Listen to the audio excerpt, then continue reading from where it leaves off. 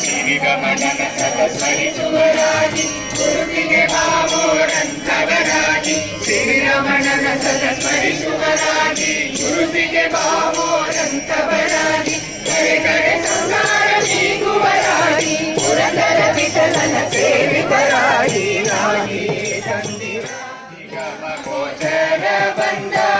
ನಿತ್ಯ ತೃಪ್ತನು ಬಂದ ನಗೆ ಮುಖ ಪುರಂದರ ಪೀಠದ ಬಂದನು ನಗೆ ಮುಖ ಪುರಂದರ ಪೀಠದ ಬಂದನು ದೇವ ಬಂದ ನಮ್ಮ ಸ್ವಾಮಿ ಬಂದ